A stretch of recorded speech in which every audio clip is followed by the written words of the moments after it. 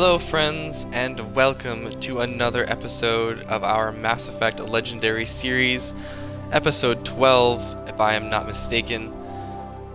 I trust you are all well. I am doing fine on this lovely Thursday afternoon, evening I guess we're going into now. Starting a little late here, accidentally took a little nap longer than expected. Either way, here we are, back at it again. Into Mass Effect 1. We are, of course, continuing where we left off last episode with a series of side quests that we are trying to clean up before moving on to the next large story mission, being Virmire. Of course, among those side quests that we want to tackle is the DLC quest, Bring Down the Sky, which we will end cap our side quest excursions with.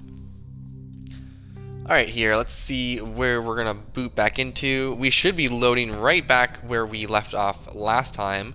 I have not cleaned up the inventory or anything. I actually kind of wanted to leave that for this episode in case there was some good nuggets of info that I could share about inventory management or getting currency this late in the game. Either way, let's take a look at our journal before getting too far into it. Let's see what we have available to us. We have Hostile Takeover, which is the major side quest I really want to tackle today. And we also have Asari Diplomacy. And of course our collection quests here. And then if you do recall, last episode in our side quest hunt, we went on a couple quests in the Styx Theta cluster and took on the Rachni, the listening post quests, and we uncovered that Cerberus was indeed experimenting on Rachni and sending them off into far reaches of space to see what kind of trouble they could get up into. Alright, I'm just going to turn around here. I want to quickly take a look at our squad's inventory, see if they got some stuff that they could swap out. Alright, so we've got some weapons that Ashley can change. I'm not really going to do a thorough look here, I just want to do a quick one. And we've got Caden, let's see here. Pretty decent looking. You know what, we'll save this for when we take our squad mates out. And if we get our inventory too full of capacity, we'll go to the requisitions officer there at the bottom of our ship and sell some stuff. Okay.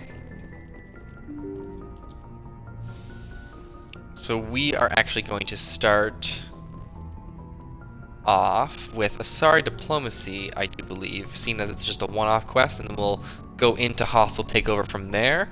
And I do believe in between those two quests there is actually a little quest that we don't have in our journal that we're going to do as well here. I'm going to quickly take a look at my notes because I've got everything written down. Alright, so Asari Diplomacy. Let's see what we have here. Nasana Dantius has hired you to rescue her sister Adalia from a mercenary group working out in the Artemis Tau cluster. Head to the Macedon system in the Artemis Tau cluster and investigate the mercenary attacks. So if you do remember, this quest has kind of been with us almost since the start of the game, or at least since we've returned to the Citadel for the first time after first departing on the Normandy. Nasana Dantios was on the Presidium in the cafe, kind of across the lake from the consort's office, and she had asked us to go and find her sister. So, or rescue her sister, I guess, because she's being held hostage, and her herself is being extorted for money to ensure her sister's safety, or at least so the story goes. So we need to go to the Artemis Tau cluster. Artemis Tau, where are you? Armstrong, Voyager, Hades Gamma, Artemis Tau, here we go. So we got Sparta, Macedon, Athens, and Knossos. So this is actually one of the first places we visited. Either Sparta or Knossos or Athens is where we actually found Liara. Now I can't actually remember In the moment when I'm actually looking for her, I can usually remember, but either way, Therum, the planet that we found her on, is in this general cluster here. We may have, in our playthrough, actually even came here and decided not to do the mission. I can't recall. I often run into this place early on in the game and don't mean to land here and actually come back. If we had a known object out here in the asteroid, it's likely we actually didn't come here. Let's take a look. Alright, so metal-rich asteroid survey. We got a light metal, that's what we're looking for. While scanning this asteroid field in the Artemis type cluster, you detect a large deposit of titanium. Into it. Quickly do another little scan here, make sure that it's completely clear before checking the planets. Frigulus is a standard hydrogen-helium gas giant with an abundance of airborne hydrocarbons. Surveying, we found a gas deposit. What else do we got here? Patavig. Patavig is the second of the Macedon system's giant terrestrial planets, and by far the more interesting. Most of the surface is covered by a vast sea of liquid ammonia, in which a unique aquatic ammonia-based biosphere has developed. While the frozen continents are largely bereft of life, a rich bounty of complex organisms, many larger than a human, flourish in the chilly, toxic seas. That's kind of disconcerting.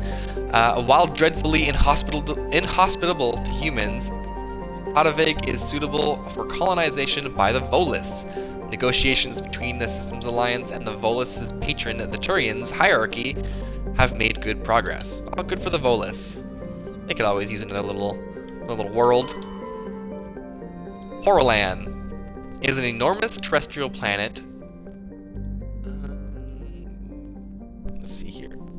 Half, again, the size of Earth. Despite its thick atmosphere, the weak output of the red dwarf's Macedon leaves its surface biting cold. The crust is mainly composed of silica, but significant deposits of iron and other industrial metals are present. These lodes may prove rich enough to be profitably mined despite the heavy gravity. Geez, just waking up, can't even read. Matrix writings recovered. Well, we already have all the writings we need, but you were scanning the planet Portland when a strange signal came from orbit. Navigator Presley determined the signal was from an ancient beacon. Your salvage team brought the beacon aboard and found one of the Matriarch Dilininga's writings in its storage compartments. And I think that leaves Sharila. Has a very dense atmosphere of ammonia and oxygen. Its temperate surface is mainly composed of alumina with deposits of sulfur. Convoys in the system have recently logged a number of unregistered vessels operating nearby. Sharila has extensive silicon-based oxygen-breathing ecology. Heavily populated areas are covered with fine silicon dioxide dust, the respiratory byproduct of the world's higher animal forms. High-speed surface winds, often laden with abrasive silica dust, present a hazard. In areas where the wind deposits a great deal of silica, footing can be treacherous. EVAs are discouraged. So we are going to land here. So we're looking for Nasana Dantius' sister, who's been abducted by a mercenary band. Seeing as this is an Asari affair, we're going to bring along Liar to Sony, and we're going to need someone with decryption and hacking skills, so it's either going to be Tally or Garrus, and I'm thinking we're going to go with Garrus for a bit of that combat expertise that he brings to the table, even though it was sorely lacked last episode when we were fighting against the Arachni.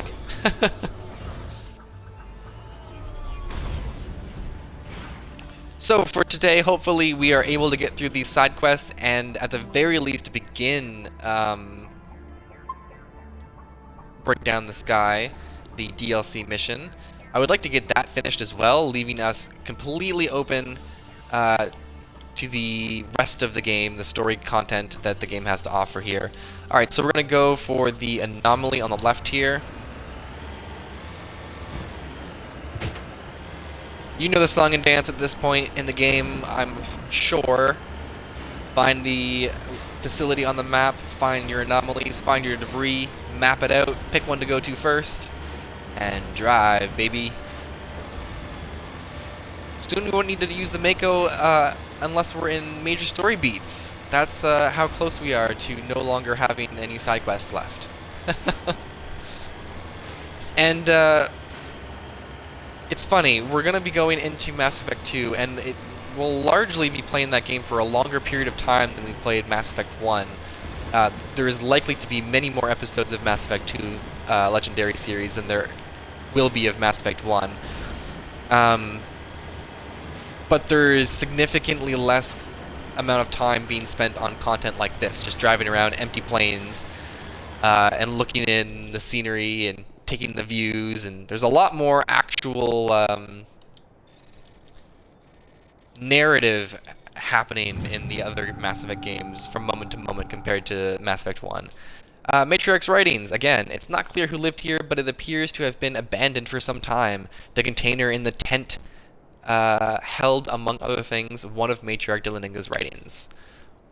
Good for us. And we're going to grab this mineral off on our radar here. Almost forgot about the jet boosters.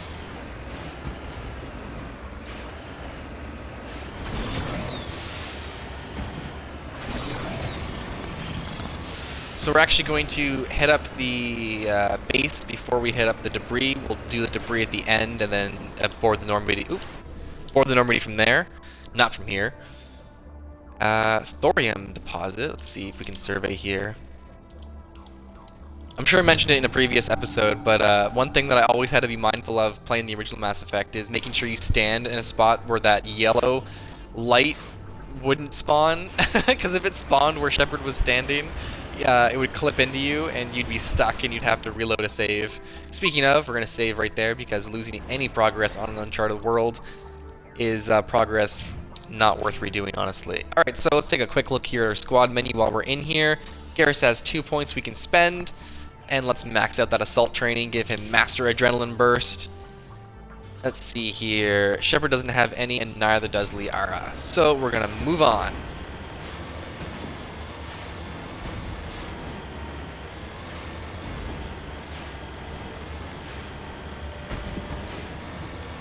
So this is one of those levels that, or missions, sorry, that you can take on relatively early, like as soon as you get it, as I mentioned before we started this.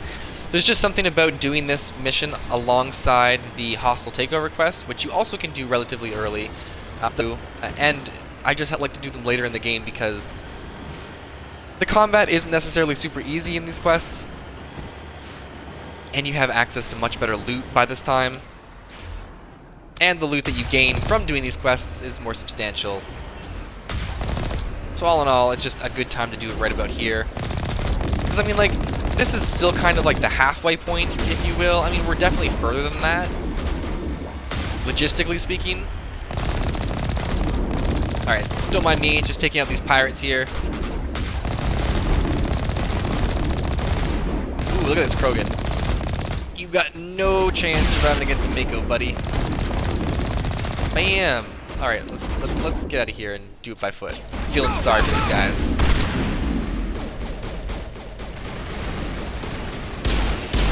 Alright, let's see if we can throw one. Hide from that sniper because they will wreck our day. Get back in the Mako. If not just for the sniper here. There we are. Wow, the Mako's actually really damaged. Let's give it a heal.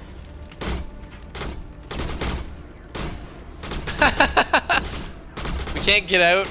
Oh, we can still drive. Oh, that's right, okay. I don't think you could drive when you were healing the Mako back in the original Mass Effect, but you can't shoot. That's for one thing. You definitely cannot shoot when the Mako is healing. Get out of here, buddy. Get out of here. Go, go, go! I know you're here.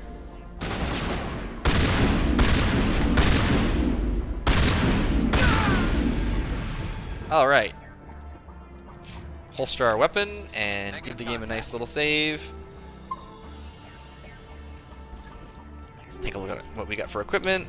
Actually, how much Metagel do we have? Sorry, not Metagel, Omnigel. We have 32 bits of Omnigel. I think we're good for now, though. A lot of the points in which we need a lot of Omnigel for, we've already passed in the game here. Alright, so... Oh yeah, we actually have the Geth Pulse Rifle. I keep forgetting we have that.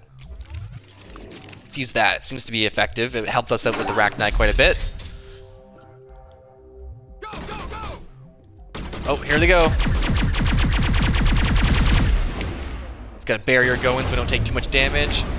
Let's also do Overload with with Liara and a Sabotage with Garrus. So we take out shields and weapons here. Might actually be good to switch back to our shotgun. This Krogan is encroaching on us here. Throw him so he's not ruining our day too bad. We'll warp him to reduce his armor, and we can take him out more effectively here. All right. Good work, team. Throw a grenade. Let's see. We're gonna want to lift this sniper up so he's no longer shooting at us. This guy over here who's flanking us also kind of needs to be up in the air. And I would like my barrier back, but don't want to use an adrenaline burst for it just yet. Kind of staying covered here. All right, pirates. The ragdoll effect. Oh my god, that was beautiful. Alright, you can see on the radar here, I'll stop the combat. We've got two people right in front of us. We've got one of them being the sniper here, which we don't want to get hit by even a little bit.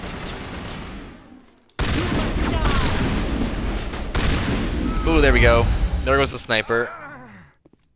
And we've got someone in the doorway over there on the other end. And our barrier is back. Alright, let's get the barrier going. Alright, they seem to be above us now, actually. Watch our flank. Here's another pirate. One thing about the shotgun is that knockback effect, so they just ragdoll constantly. Alright, last enemy.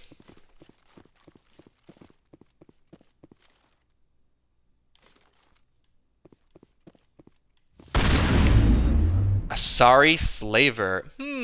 Interesting. I wonder what's going on there. Let's use Liara's Throw. Get our Carnage activated here.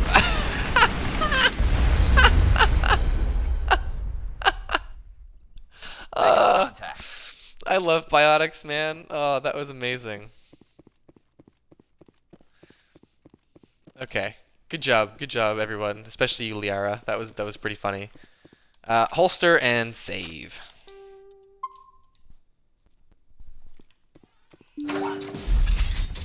We got lots of loot to get in here. High level loot nonetheless. Hard decryption. Yeah. Save our Omnigel and do a little Simon Says, I think.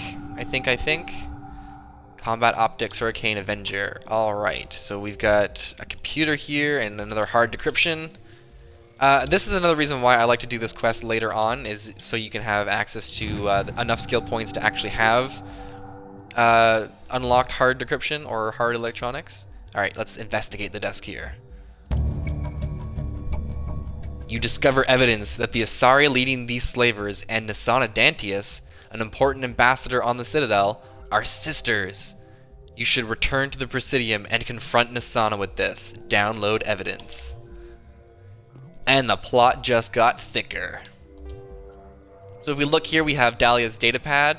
Nasana Dantius hired you to rescue her sister Dahlia from mercenary group working out in the Artemis Tau cluster, except we now have information and evidence to suggest we actually just killed Nasana's sister, that Asari slaver, and she was the leader of the organization, not kidnapped by them like Nasana had led us to believe.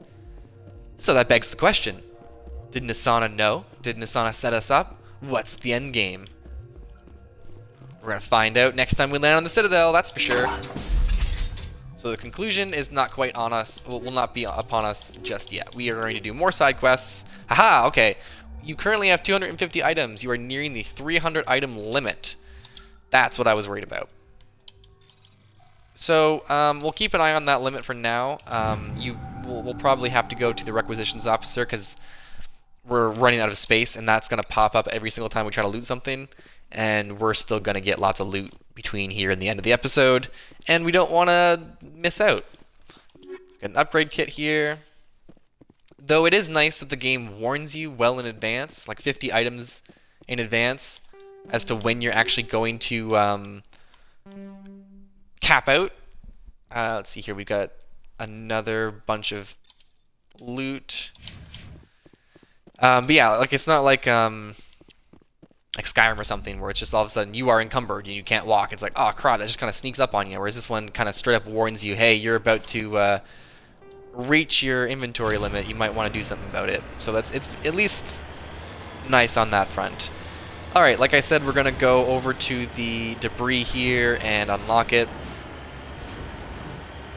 and then head back to the Normandy.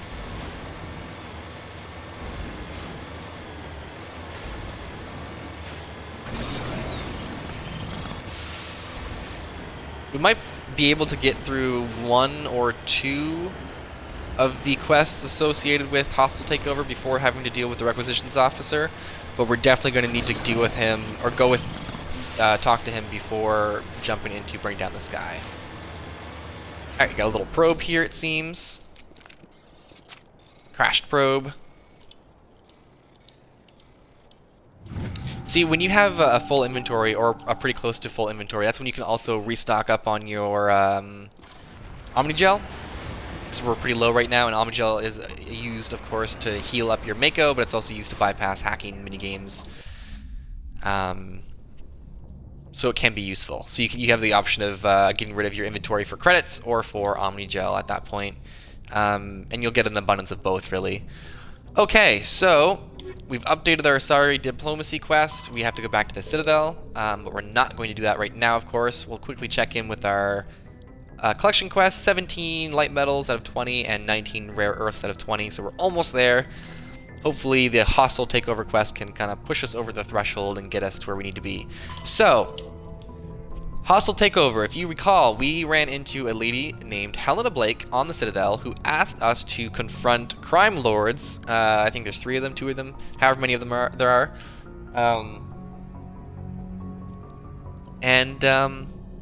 Yeah, let's read the description here. Helena Blake, a high-ranking member of a criminal cartel, has asked you to eliminate 2 of her unpleasant compatriots. Their bases are located in the Han and Dis systems. After eliminating them, meet Miss Blake in the Fortuna system for a reward. So the 2 criminals are located in the Han system of the Gemini Sigma cluster and the Dis system of the Hades Gamma cluster. So 2 different clusters, Hades Gamma and Gemini Sigma. And I think we're actually going to go to Gemini Sigma first. Yeah, because there's also a quest there that we're going to do that isn't on our assignments list here. That way we get it out of the way before getting too invested in the hostile takeover quest. So, Gemini Sigma. Where are you? Gemini Sigma, not too far away from where we currently are. So we've got Ming and we've got Han, and Han is where we want to go for hostile takeover, so Ming is where we're going to go now. And again, I made the point last episode and the episode before about how this kind of quest discovery is supposed to be much more natural than you're seeing on stream here. I just happen to know where to go and what to find and where to look. You're kind of left to your own devices and told to kind of just look through the galaxy map and look at the names of the places and just go see what you can see and see if there's any fun quests out there. So you can see there's actually a little ship here, MSV Worthington, which is what we're looking for, but we're also going to take a look at the planets here while we're at it. Altanork is a small but typical hydrogen-helium gas giant with no outstanding features. Its combination of strong magnetic field and relatively shallow gravity well make it a popular stopover world for discharging FTL draft cores. Surveying, we found a medallion scanning Altanork revealed something of interest in a debris field. Joker brought the Normandy in close, and a small team was able to retrieve some valuable detritus, including a League of One medallion. That actually might finish us off here. Journal. Yeah, League of One quest is done. Look at that. We've got all of those medallions collected now. You can tell you're getting to the end of the game when you've knocked off the Turian insignias, the League of One medallions, and the ID tags, and the matriarch writings. That's for sure. Alright, so we've also got Parag. Parag is a large rock planet with an atmosphere composed of nitrogen and argon. Despite lying over 600 AU from Ming, its surface is scorching hot and mainly composed of alumina with deposits of silver.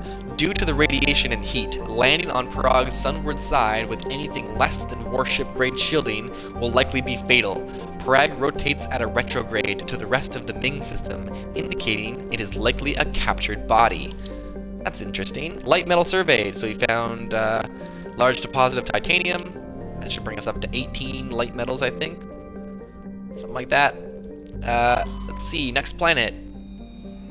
Antiropris is a hydrogen-helium gas giant that formed in the outer regions of Ming's system and is in the process of migrating inwards. In a few million years, the planet's atmosphere will begin to boil away into space. There is a sizable temperature difference between the side of Antiropris facing the energetic blue giant primary and the side facing the cold of deep space. This variance powers massive cyclonic wind systems. The intense heat it absorbs from the sun, in addition to its own internal heat engine, causes the planet's dark side to radiate faintly in the infrared. Ominous. MSV Worthington. The Worthington is a Kowloon-class modular conveyor of human design, configured for mixtured freight and passenger hauling. This ship appears to be in shutdown state. The main thrusters are cold, and it is adrift off the orbit of Antiropris. Registry, the Morrison Company, Shang-Chi. Let's board and see what we can see. For this quest, we're going to bring along our two human squad mates, Ashley and Caden.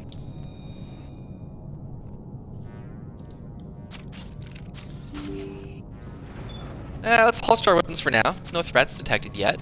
We are going to save, of course. Practice that good save hygiene. Guess nobody's home.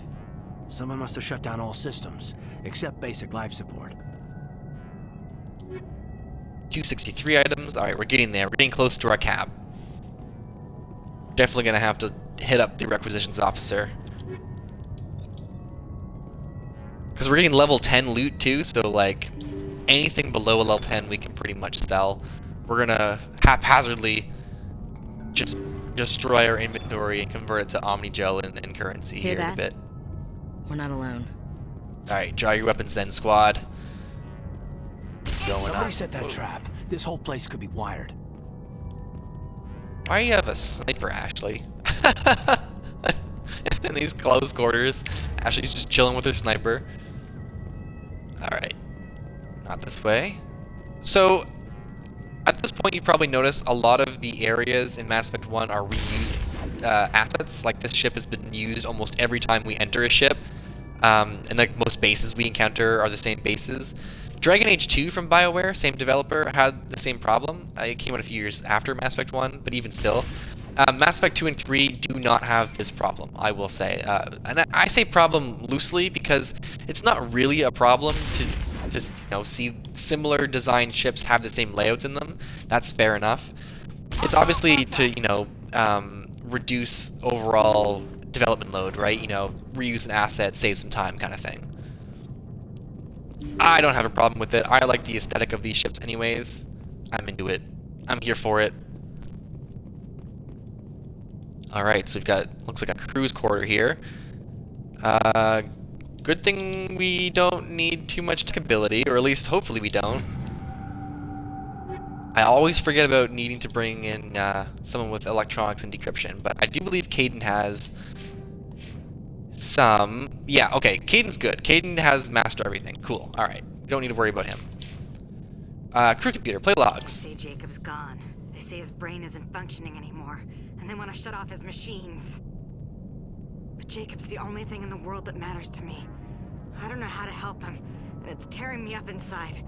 I just feel so helpless, so damn angry. Dr. Smith gave me some meds to calm down, but I didn't take them. I can't. Not until I figure out a way to help Jacob. I won't give up on him. I won't. Interesting. I'm gonna let you know right now, chat, there's a decision coming up, and I would like to hear your choice on what to do. I know what I'm gonna do. I would still like to hear your choice on how to handle the situation we're about to encounter here. That's all I'm gonna say, though, for now. Alright, we've also got cockpit computer. Jacob is showing no signs of brain activity. There's nothing more we can do for him. He wouldn't want to be kept alive by machines, so we're going to disconnect the life support. Dr. Smith is worried about Julia's reaction, though. She can't seem to let Jacob go. The stress is making her implants flare up, causing intense migraines. It'll probably be easier for everyone if we don't tell her until after we shut the life support down. Give her a chance to... Julia, what are you doing here? Why are you... I've always loved that line of dialogue. Why are you... Ooh. It always felt very like Futurama to me. Very cartoony. Alright. Final room. Oops, didn't mean to do that. Looks like there's Jacob. A life support machine. Medical computer. Let's play the logs. Jacob's not going to make it. His brain was deprived of oxygen for too long. There's nothing any of us can do for him now except let him die with dignity. It's what he would want. I'm more worried about Julia now. She's showing signs of severe depression. I gave her some meds that should help, but I better warn the captain. Oh, we've got an enemy marker. Oh! Shields down. Oh shit, Julia took down our shields! Alright, Caden, throw her. Damn, Julia! Well, there's Julia. Poor girl. And now we are left with the decision. Looks like that machine is keeping him alive. No brain activity. He's dead. This body is nothing but an empty shell. So, you're tasked with, we can't help him, don't do anything, or turn off the machine. Now, chat, what would you do? We had a couple seconds here to make sure that you heard the question, as there's a little delay.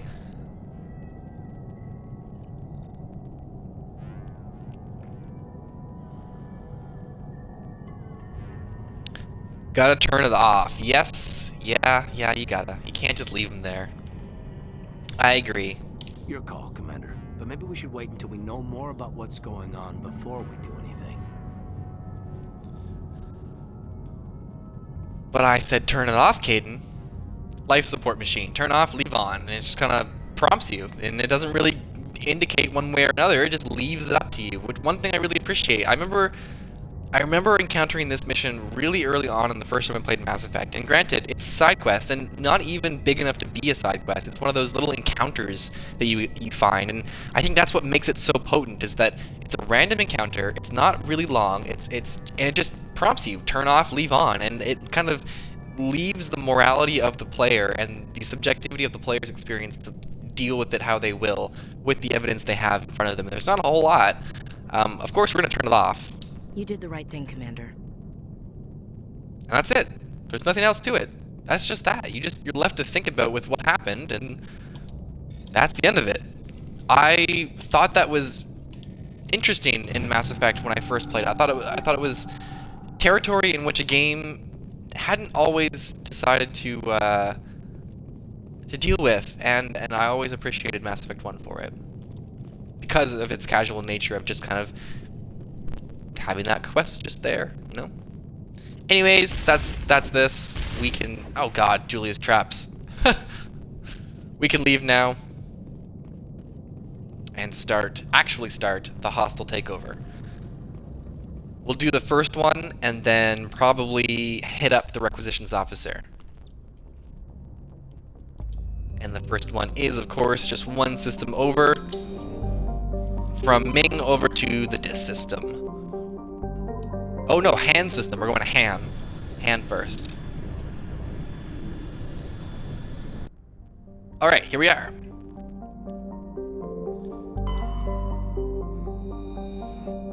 Farkrothu, a standard gas hydrogen helium. Wow, the word gas there is twice.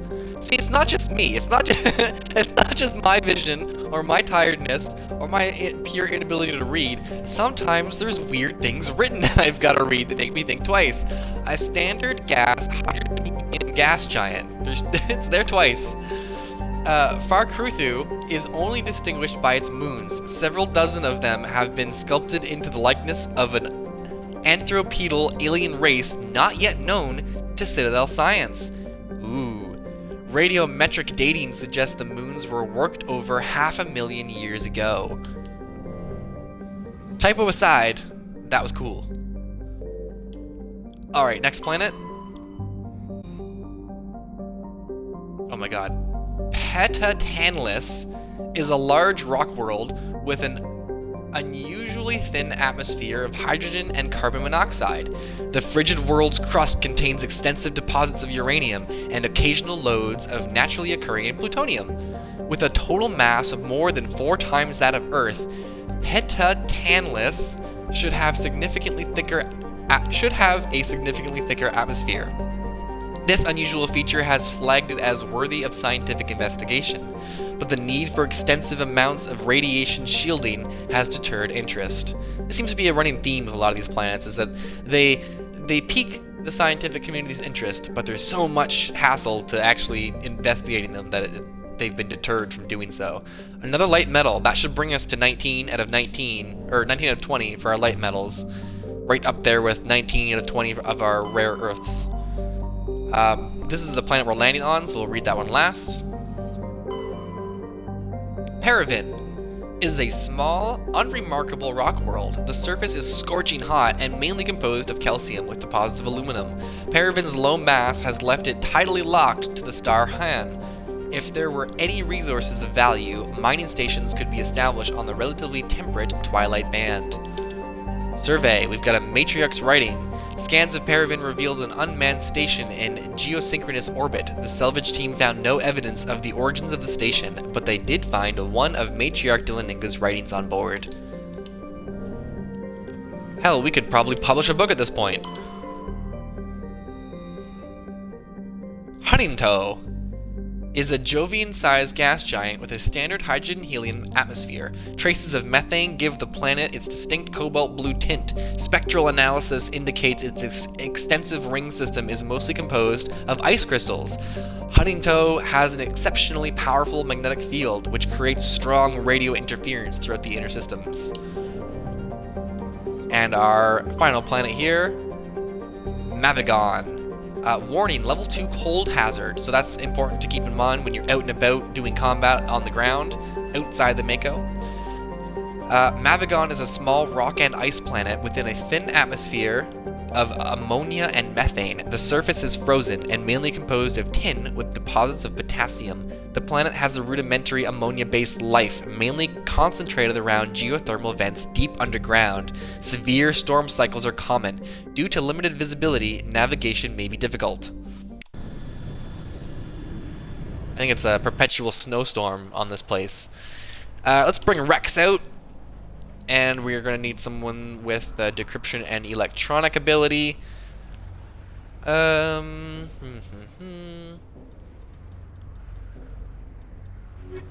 Let's do Tally. Tally and Rex seem like a good pair. Good, well-rounded team composition there with biotics, tech, and combat. Complement Shepard's build as a vanguard nicely. So again, we're gonna save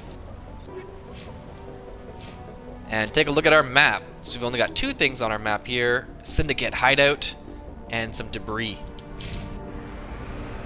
So you can see the snowstorm here, the poor visibility,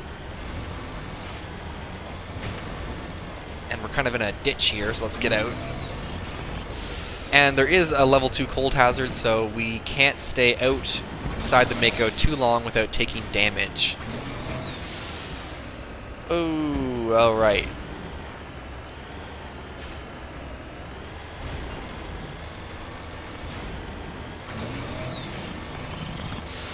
So the hostile takeover quest shouldn't actually take too long. There's just a few parts to it, and the longest bits being the little Mako excursions. Like, we're already about 40 minutes into this episode, which really makes me wonder if we're gonna wind up getting to bring down the sky, because it's going to take a decent amount of time to actually complete that DLC.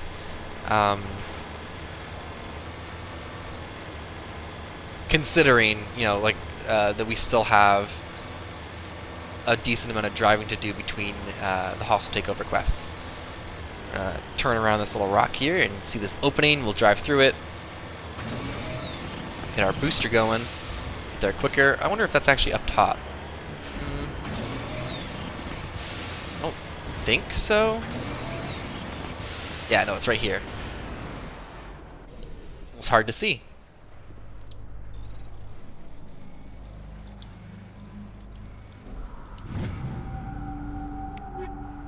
$275. We're getting there. We're almost at that 300 limit. Syndicate hideout. Alright, straight shot to the east side of the map here. We will, of course, save. No backtracking, not like last episode.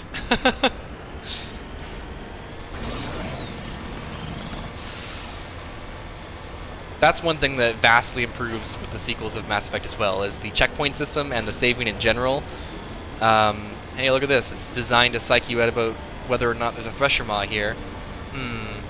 No X's on our map, though. Anyways, yes, in Mass Effect 2, there's a very robust checkpoint system. And in Mass Effect 3, you, of course, have a dedicated quick save button with your back button on your controller. Speaking of back buttons on the controller, do you call it the back button, or do you call it select? Or do you have another name for the button? And I'm talking about the button that's parallel to the start button on controllers. And I'm asking because, like, Xbox doesn't actually call those buttons start and select anymore. They call them menu and view. Menu is what start would be, and view is what select would be. And actually just thinking about this got me so distracted I completely missed our turn here. Sawyer, select. You call it select, eh? Yeah, it's hard to get that one out of the brain after playing old school Nintendo games. I think the Syndicate hideout is actually up top here. So we got a little bit of an area we can climb right here. It looks like a little staircase almost. There we go. Progress. Oh, trying to get over to the side. There we go. When they said all terrain, I doubt this is what they meant. Alright, we've got some turrets to deal with. Don't want to accidentally drive off the side of the cliff while we fight these things, though. Just like on Luna. Alright, one left. Do a little bunny hop. Do a little bunny hop. It's so satisfying to do.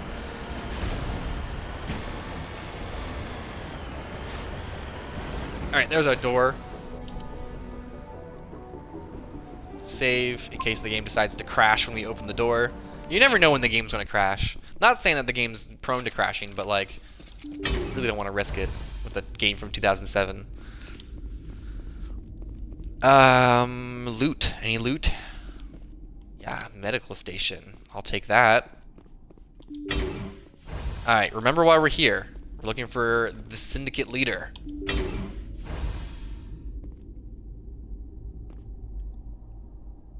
The calm before the storm, folks.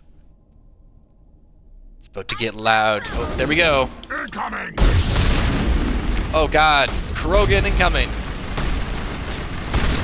Take him down, guys. Take him down. Bring it on. Get down! Oh, we're being flanked. By a Krogan, no less. Oh god, okay. Rex, throw this guy. look at that ragdoll. He's going to have whiplash for days. Whiplash for days, I tell ya. Alright, let's get our pistol for a bit of long range. Let's get Tally using her shotgun. Oh, she already is using her shotgun. Right on. Alright. Where are you, folks? There we go.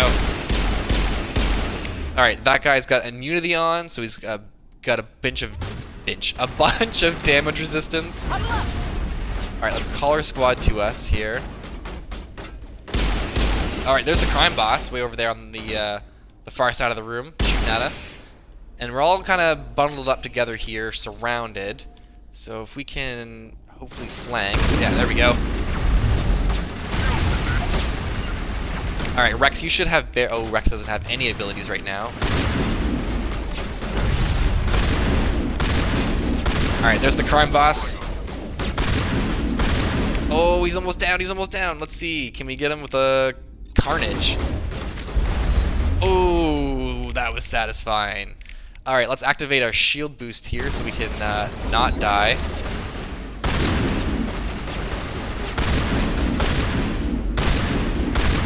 Alright, take some cover right next to this explosive barrel because that's always super safe. Use an overload on this guy. And actually, you know what? Tally, use sabotage on this far mercenary here and we'll disable his weapons. We should have a sniper here somewhere.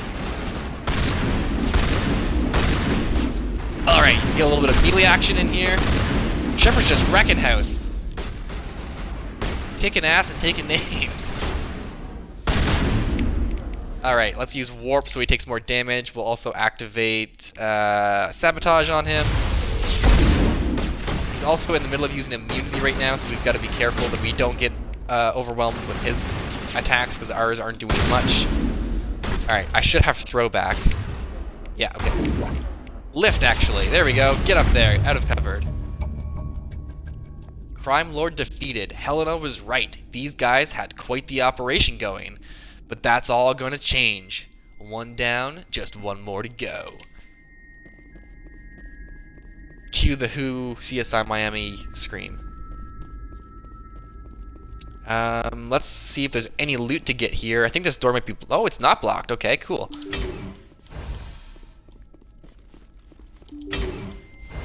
Anything to grab worthwhile? Ooh, a wetware kit. You don't see those too often. Unity amp and a Savant amp. We've got a medical station here. Probably full of Phoenix armor, as they usually are. Yep, Phoenix armor and a chameleon tool. Running to the next door here.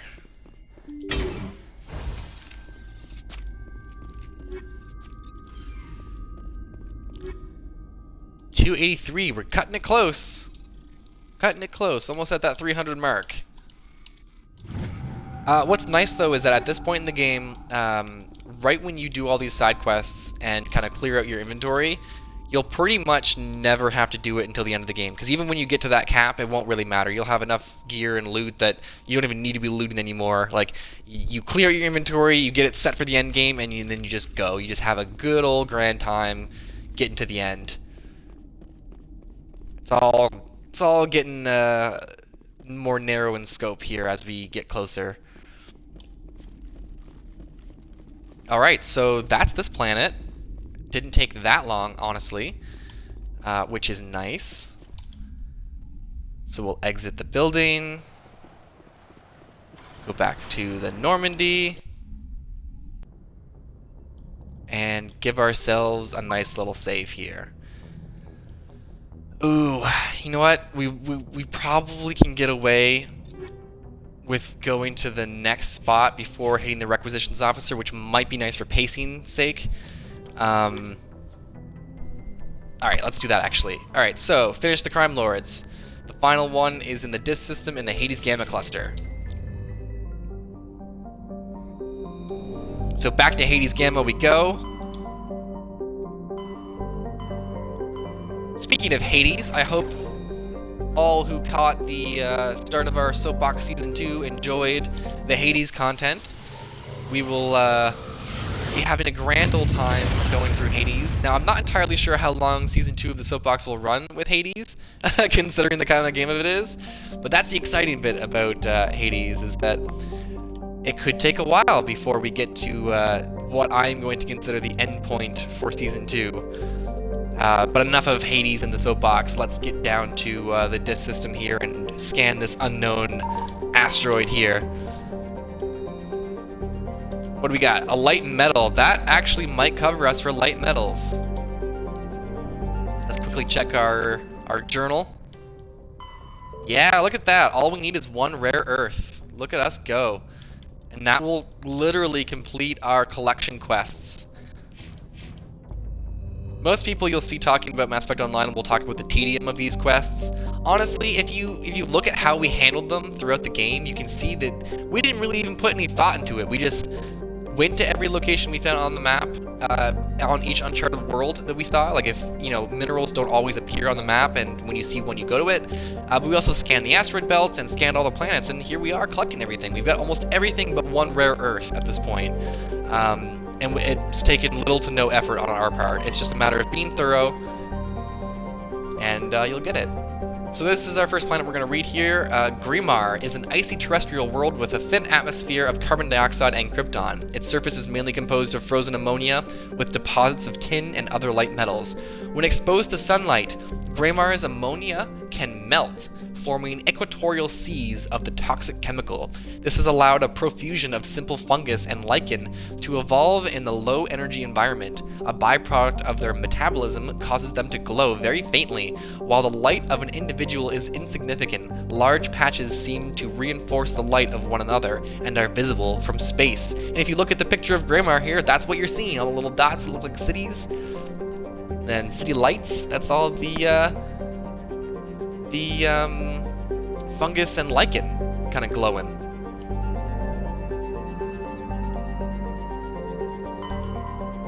Oh, this is the planet we're going to land on, so we're not going to read that one next. We're going to check out the other planets here first. So we've got Jartar.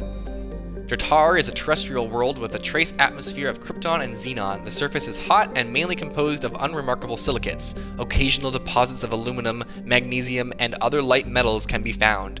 Jartar is noted for the discovery of the Leviathan of Dis, the apparent corpse of a genetically engineered living starship. The Leviathan was found in the bottom of a crater by a Batarian survey team, estimated to be nearly 1 billion years old. It disappeared after a visit to the system by a Batarian dreadnought 20 years ago. Since then, the Batarians have steadfastly denied that the Leviathan existed at all, and all or more vociferously when shown recordings of the corpse made by Solarian researchers. I'm going to say one thing and one thing only. Remember this story. The other thing I'm going to say, actually, unrelated to this story, but slightly related, is Batarians. We actually haven't seen Batarians in this game, so if you're listening going, Batarian, what the hell is that? Patience, friend. We will see Batarians. Just hang tight. For now, remember the story of Jartar and the Leviathan of Dis.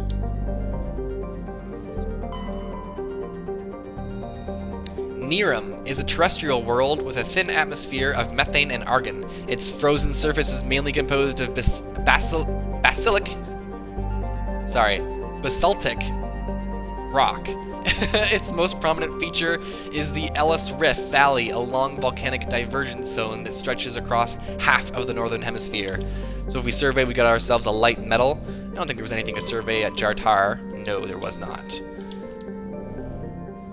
And last planet here, Raisha is a standard hydrogen-helium gas giant with you don't put un in front of a consonant there. What's going on here? Raisha is a standard hydrogen-helium gas giant with a trace. This is a weird sentence with traces of sodium and ammonia in its atmosphere. During the brief gold rush to Klensal, a few companies established an infrastructure of helium-3 skimming and deuterium mining on Raisha's icy moons. When Klensal proved to be less wealthy than expected, the facilities were stripped for parts and abandoned. So if we scan, we find a Turian insignia. Scans of the planet Rysha revealed an old unmanned shuttle. Your salvage teams found Turian goods on board, all marked with the Trident colony insignia. And that leaves our key planet here. I'm going to take a drink of water.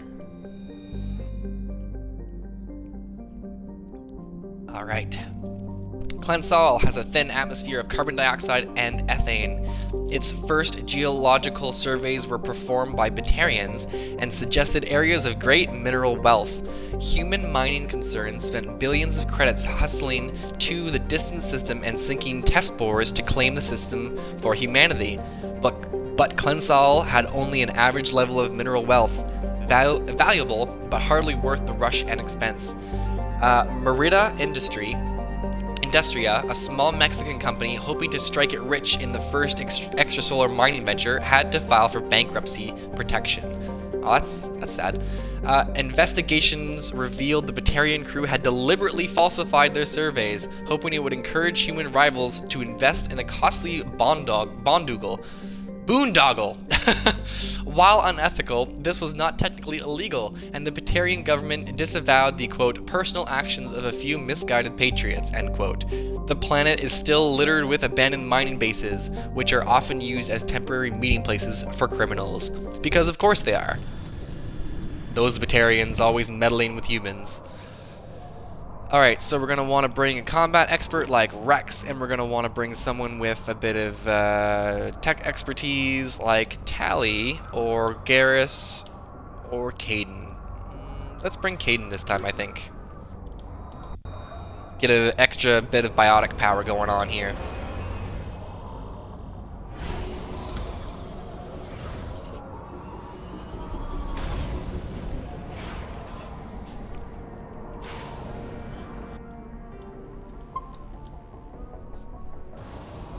Alright, saving, finding our stuff on the map. We've got the Syndicate hideout, crashed escape pod, anomaly, and some debris. So everything's all bundled together. That means we're going to do the main objective on this planet last, because we'll just kind of loop back around after we've collected all of our loot. And now, for real, after this quest, we're definitely going to have to check out the requisitions officer and our armory to make sure everyone's got the best equipment and that we can clear out our inventory here. Oh, don't want to drop too far down. Oh, we can see some minerals on the map too. So keep in mind, we're looking for one more rare earth.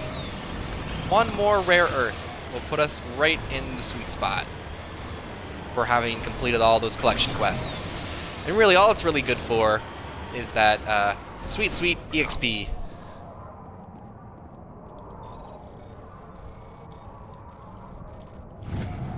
At least in this game. Oh, that's a heavy metal. Not what we're looking for, but we'll take it. So we've got the Syndicate hideout just to our right here, now kind of behind us. We're going to... Ooh, we're going to not make that. Let's try to get up right here then. There we go. We're getting shot at from the Syndicate hideout, but we're going to ignore them for now. Pretend they aren't there.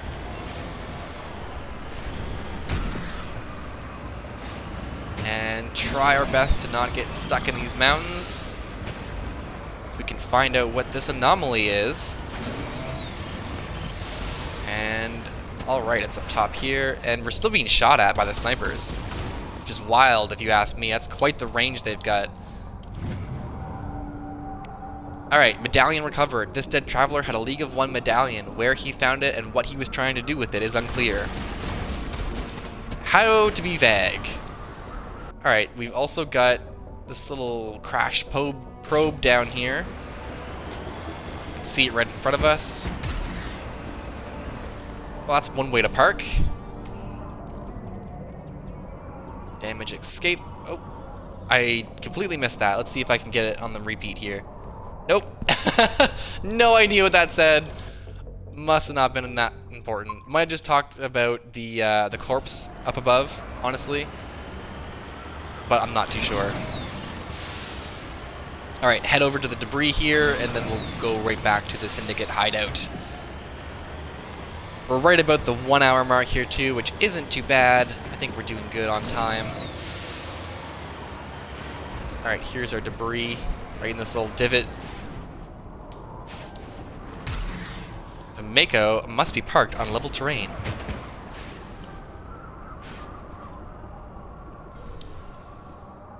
Salvage.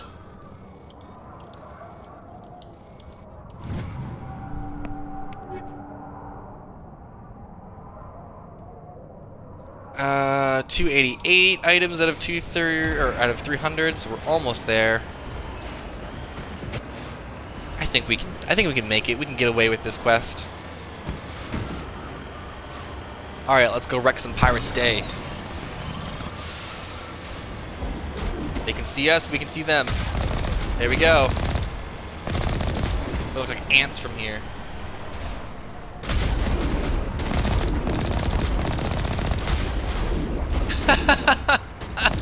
I love the ragdoll. Look at that. They're just I don't think there are any more snipers. It's just these two. Yeah, it's just these two. All right, time to go to the Mako and handle this on foot.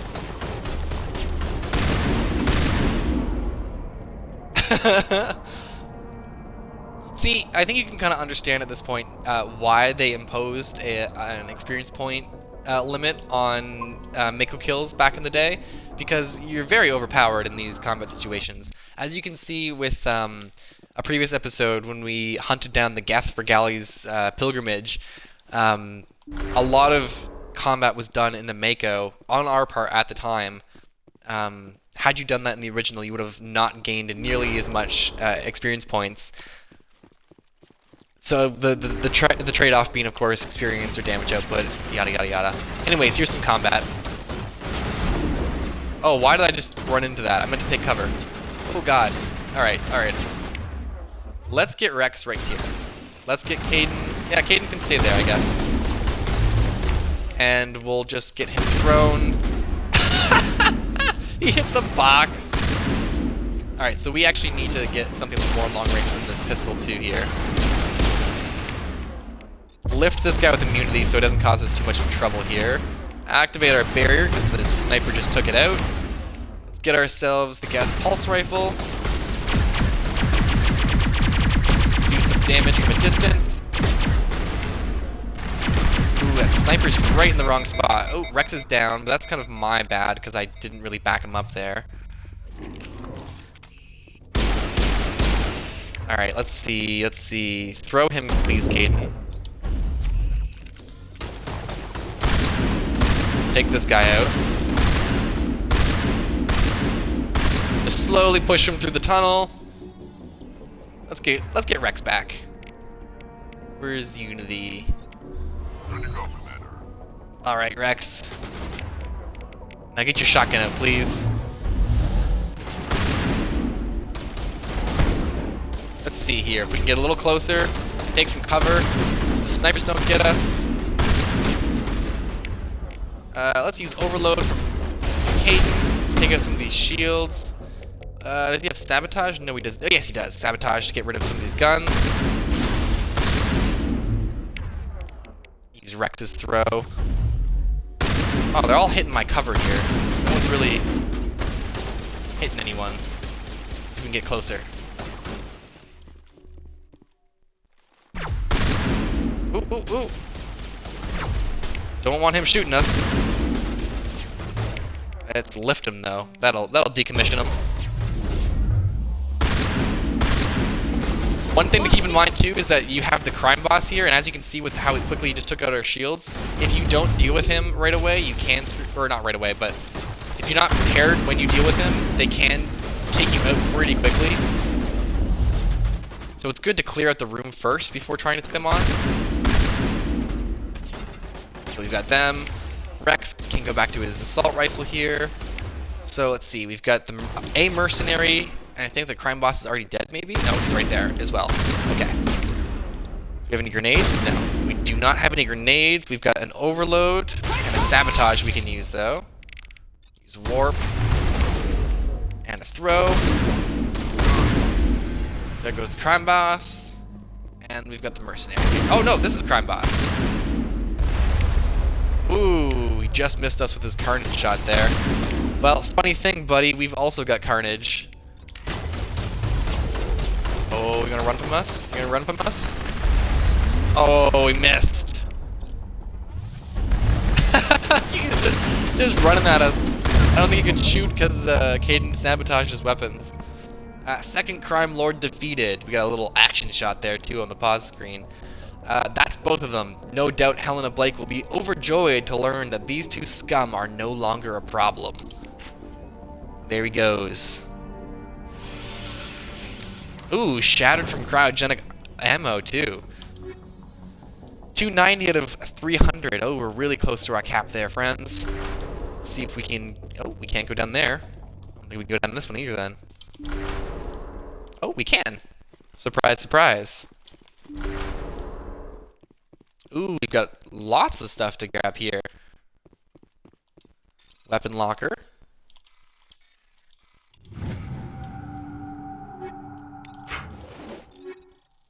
Use a little bit of Omni Gel, I think. And then Simon Says.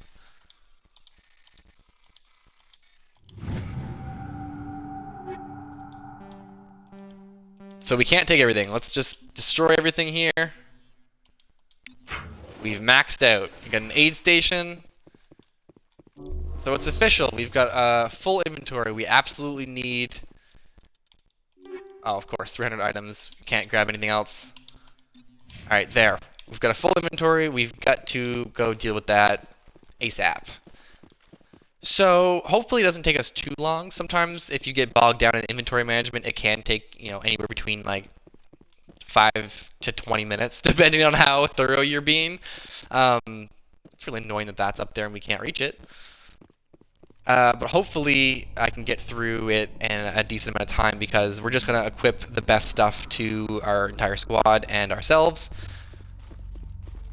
Instead of going through the nitty-gritty. I mean, we do, like, you kind of get slowed down a bit when you start equipping weapon and armor mods. But at this point, you should kind of know what you want on your squad and just kind of upgrade them, I guess, at this point. So we should be able to leave.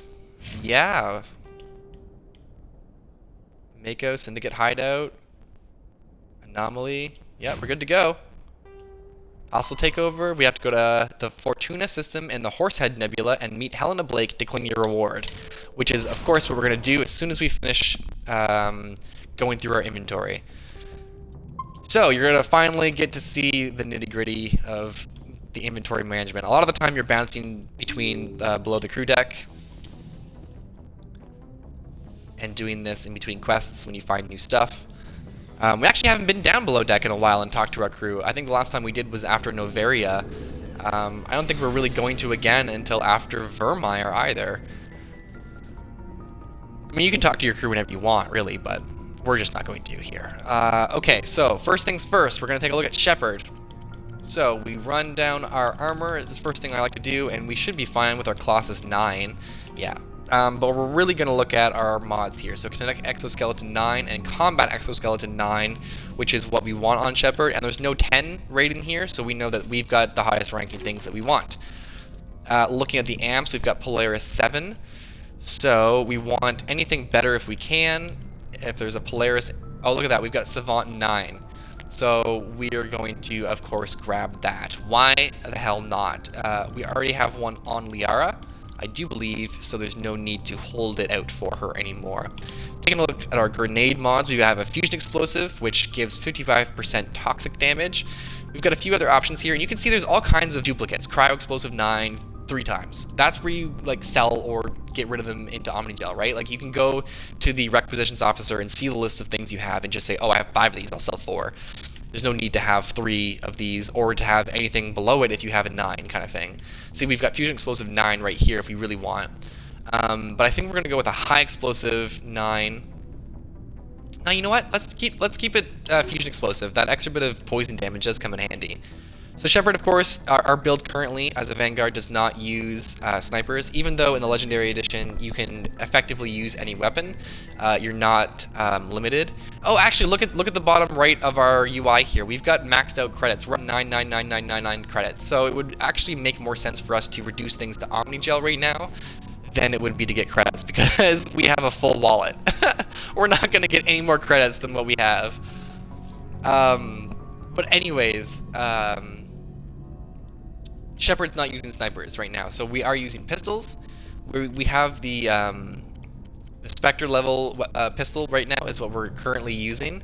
It's only level 7 though. It does have 3 weapon mod slots, which we're going to look at right now.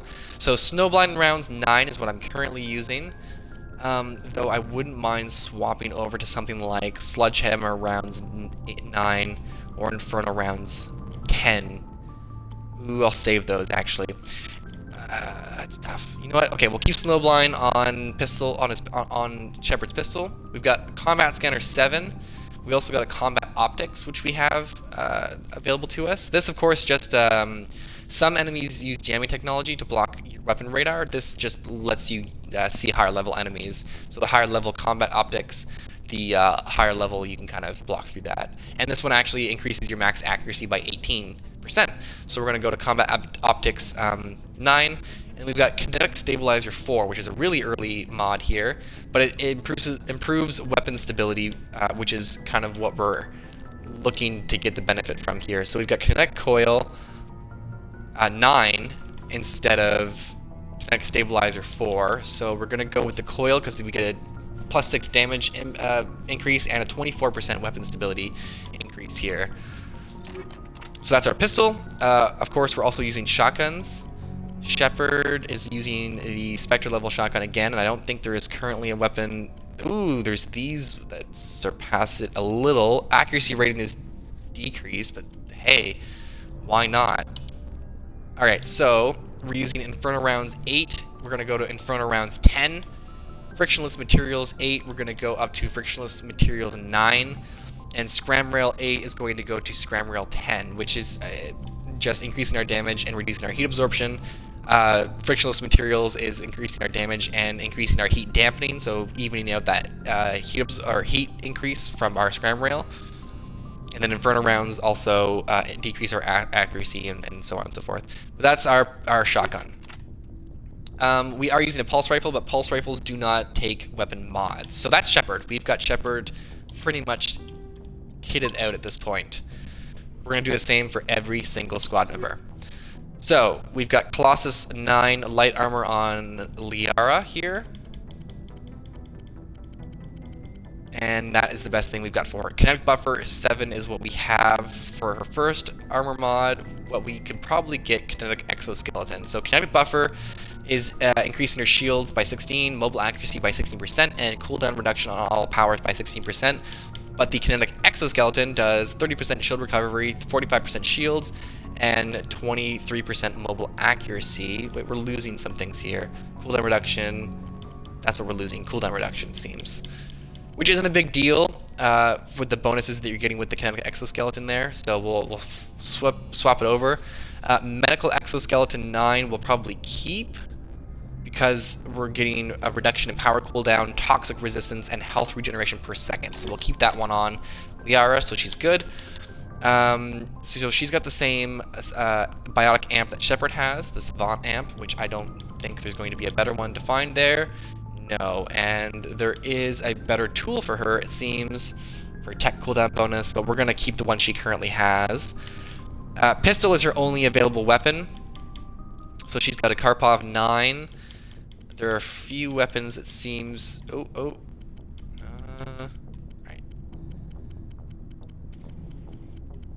So a few characters use pistols. I like to give the best pistols to the pistol-heavy characters like Liara and Kaden because it's their primary weapon. So if we look here, the Brawler 9 has 229 damage versus her current weapon's 264. The other benefits being the accuracy rating and the heatsink capacity. I think we're going to keep the Karpov on Liara here. We got Sledgehammer rounds 8. We're going to switch that to Sledgehammer rounds 9. She's got Frictionless Materials 8. We're We're going to keep that. That's our best one here. Scram Rail 8. We should have a Scram Rail 9. Yeah, there we go. So that's Liara. Tally, on the other hand, uses shotguns and pistols, so we'll look at both those weapons here. And you can see I've got all kinds of the same weapon. There's no need for all this.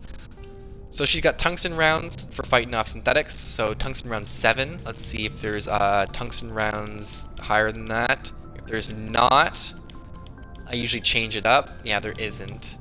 You know what? We'll keep that on her, actually. She's dedicated to taking out synthetic enemies, so we'll keep the tungsten rounds 7, and if we get a better one, we get a better one. Combat Optics 9 is the highest one, we've got it.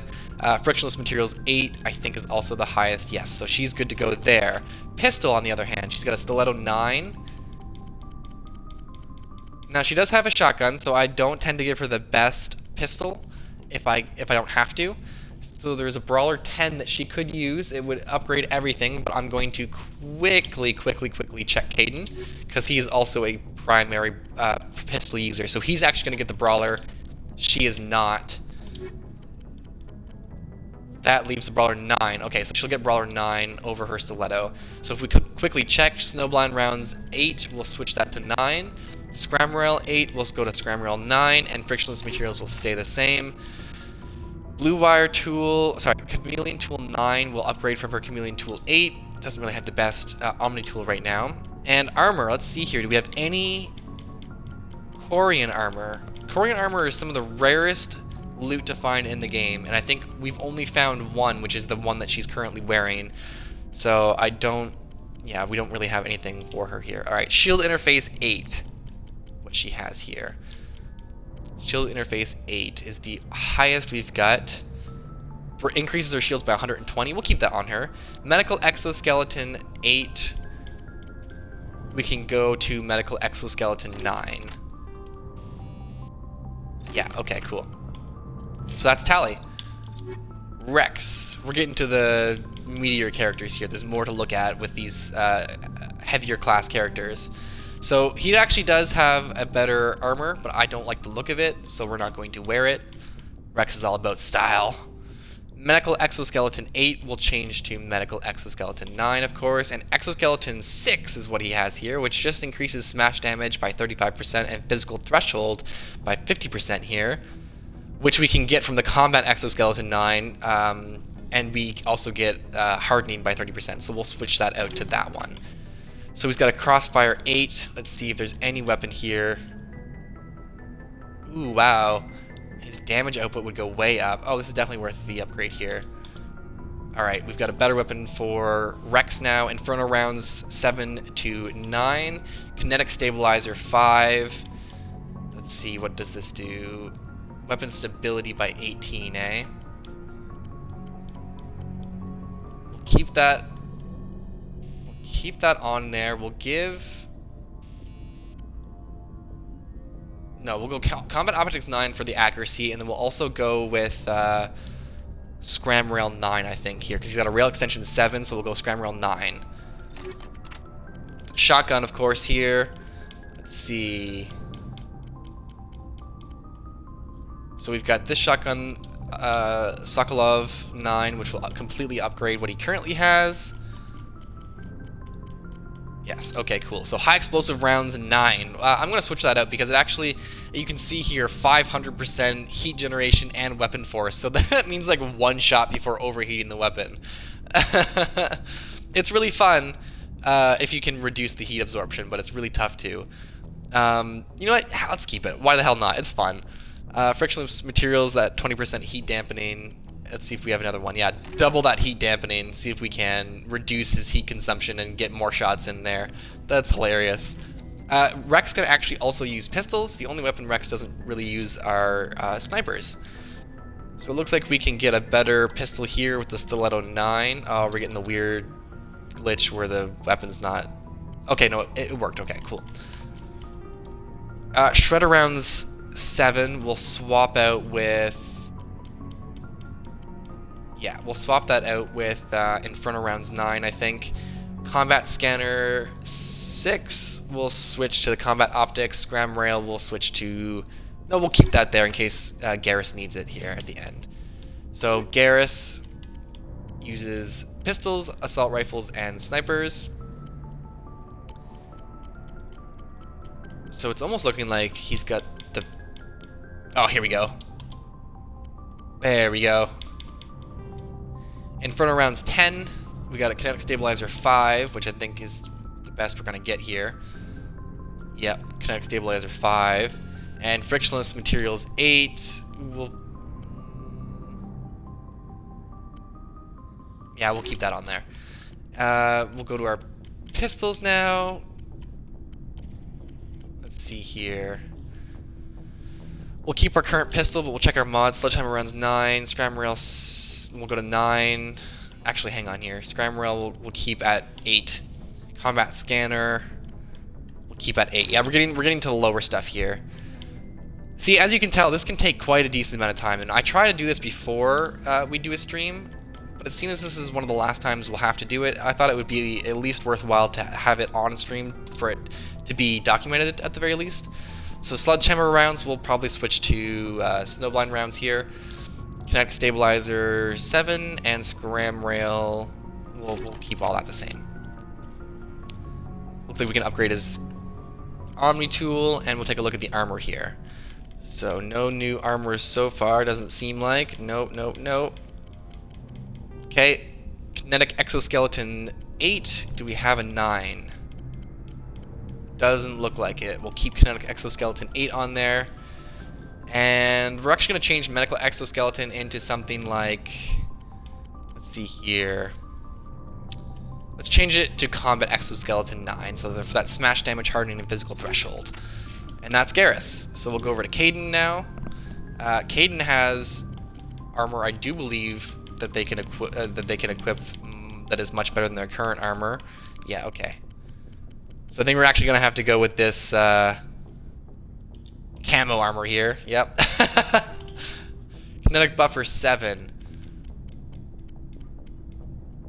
Ooh, it's just a kinetic buffer. Okay, we'll keep kinetic buffer and we'll go medical exoskeleton 9. Kaidan just uses pistols. We already gave him a good pistol. We've got cryo rounds. We'll switch to snowblind rounds. Rail extension. We'll switch to scram rail 8. And combat scanner. We'll go to combat scanner 7. Blue wire tool 1. Oh god. Okay. Kaidan has a new Omni tool now. And that is it for Kaidan. Okay. Now on to Ashley, the final squad mate to deck. Oh, hell yeah. I didn't realize that Ashley also had Colossus armor, heavy Colossus armor. So that's 3 squad members that have each tier of Colossus armor. You got Ashley with heavy, Shepard with medium, and Liara with light. Love to see it. Love to see it. Alright, so we've got exoskeleton. We'll go to combat exoskeleton and medical exoskeleton 8. We'll keep at that because that's our highest one so far. So, Ashley actually uses all the weapons, which is funny that we're doing her last because we just gave basically everything good away to everyone else. Inferno rounds 8 we'll keep. Scram rail we'll go to scram rail 9. Combat scanner we'll keep at we'll go to combat scanner 6. Shotgun we'll go to Armageddon upgrading. Let's see if Sokolov is better though. Ooh, a bit better. Yeah, we're gonna switch. Oh, we're getting the weird bug here where it's not letting me. There we go. Okay. Actually switched. Snowblind rounds, we're going to switch to high explosive, I think. Rail extension 7. Ooh. We're going to switch to scram rail 8. Combat scanner 4. We're going to change to scram rail 8. We'll have 2 scram rails and we'll get rid of high explosive actually and go back to Inferno rounds 8 here. So we've got Inferno rounds, confirm and exit. Pistols. Come on now. Alright, we've... Ooh, Brawler 8 will be a good upgrade for her. Stiletto 9 though. Ooh. Stiletto 9 is the pistol of choice, it seems. Alright, so Sledgehammer rounds 8 will keep. Combat Scanner 5 we'll keep. Scram Rail 8 we'll keep. And Sniper, the last weapon here. Let's see, we'll switch to this one. Is there anything better? Harpoon 9. Come on, switch. There we go. Polonium rounds. We'll switch with sledgehammer rounds 8. Kinetic stabilizer 4. We'll switch with kinetic stabilizer 5. Rail extension 5. We'll switch with scram rail 8. And that is that is Ashley. So of course, save after doing all of that, because who the hell wants to redo any of that tedium? We are actually, again, maxed out in currency right now. You can see we've got 99999 currency. So that really means we need Omnigel more than anything. Which is kind of a shame because Omnigel takes longer to get here. So if we convert... Oh wait, hang on. Mark as junk, right? There we go, okay. So if we mark things as junk in Mass Effect Legendary Edition, you can actually convert all your junk into Omnigel. So we'll just mark everything here. So we actually don't need it anymore. All of this is gone. Why keep any of it? Well, we'll keep some of the cool stuff, I guess. So I see the argument for keeping some armors, like some of it's cool. Let's see here. A lot of weapons, though. We can keep one of everything, but like there's no reason to keep the old versions if we have the better versions. Crossfire is actually the best weapon. Why don't I have someone with wait, not the best weapon, but like why aren't they equipped with Crossfire? Hang on here.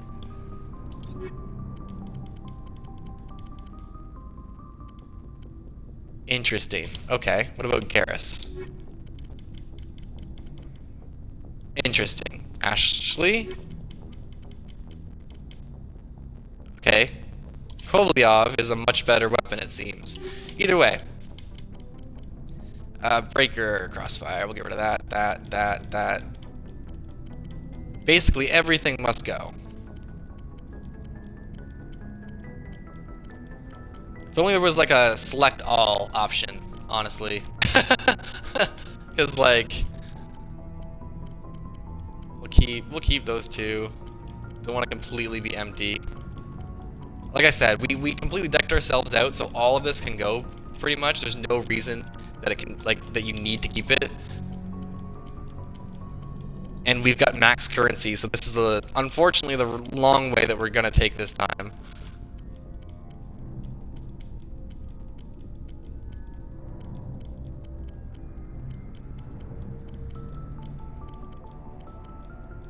Usually what you can do is go to your requisitions officer and just see everything you've got and just mash your A button and get rid of it all, honestly.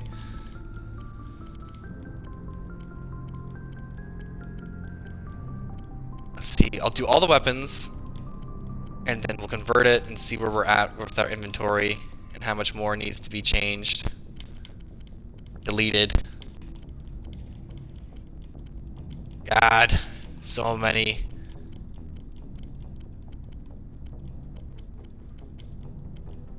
Trashing it all of it, garbage.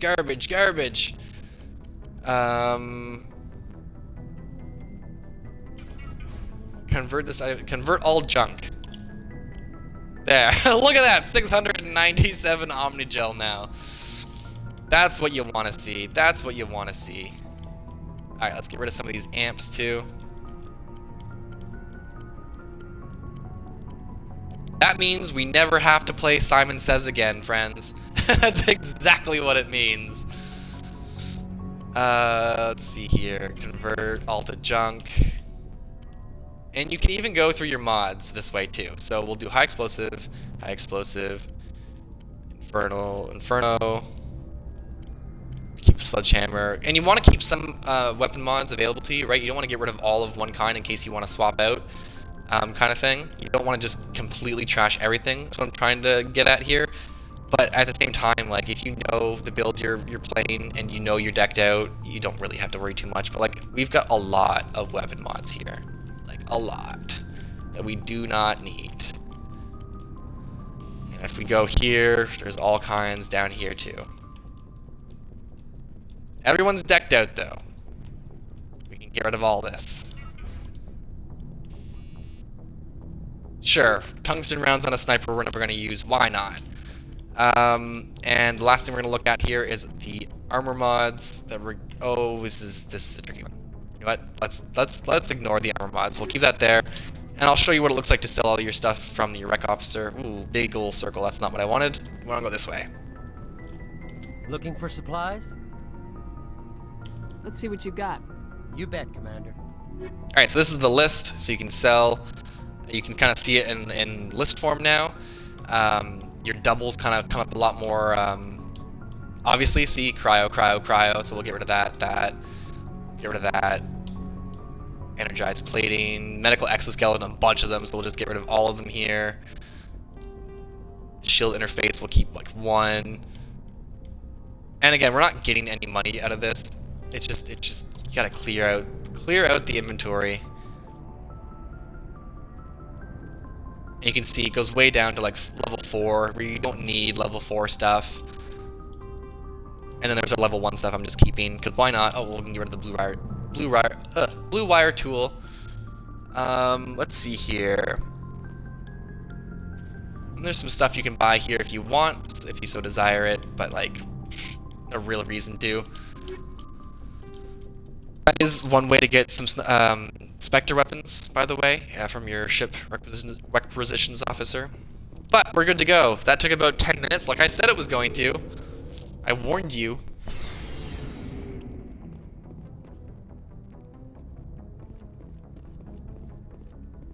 It makes me think we might have to push Bring Down the Sky to the next episode, which might mean it'll be a shorter one, just focused on Bring Down the Sky. I don't want to do that, but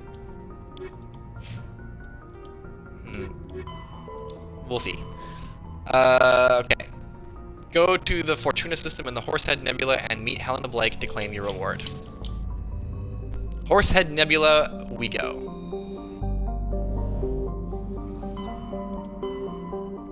Horsehead Nebula is where Noveria was. However, it is not in the Pax system, not in the Strana system, but in the Fortuna system.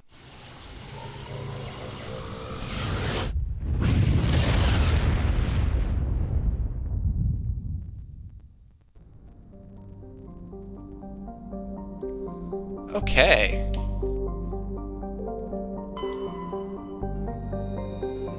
Therumlon. Therumlon is a frigid world with a thick nitrogen-argon atmosphere. The crust consists of silicates and various unremarkable ores, but is surprisingly rich in phosphates.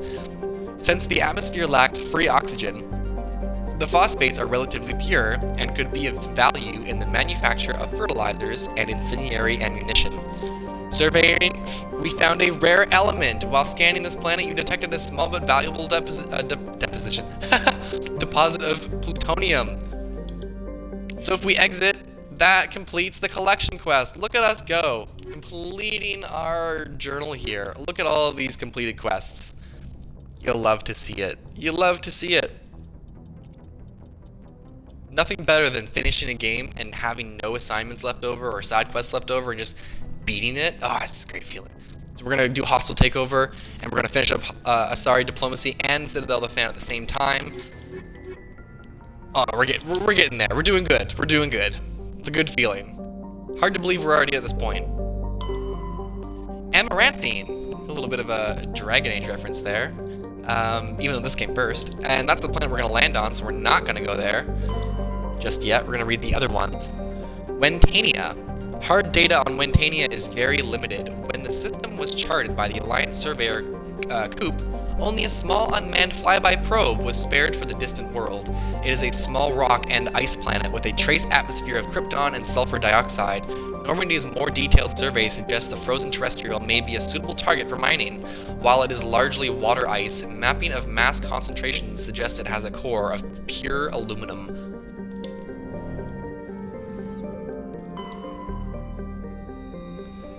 Meganless is a rock terrestrial with an atmosphere of sulfur dioxide and trace amounts of helium. Scans reveal ancient lava plains on the surface, implying a geologically active past. The crust consists of sulfur and basalts, but the planet's mass suggests a core of iron and heavier materials.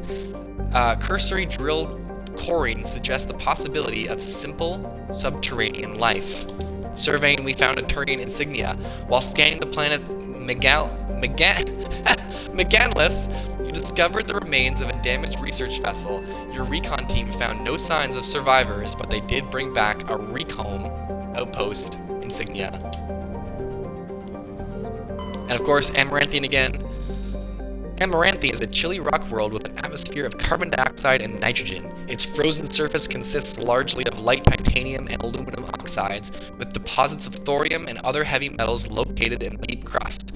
Amaranthian was named by the human poet Sophia Carbrel during her tour of duty aboard the Alliance surveyor ship Coop. Under the dim light of the red dwarf Fortuna, the surface of this world is lit in rich twilight blues and purples, even at midday. That sounds beautiful. Probably hence its name. Alright, so for this one,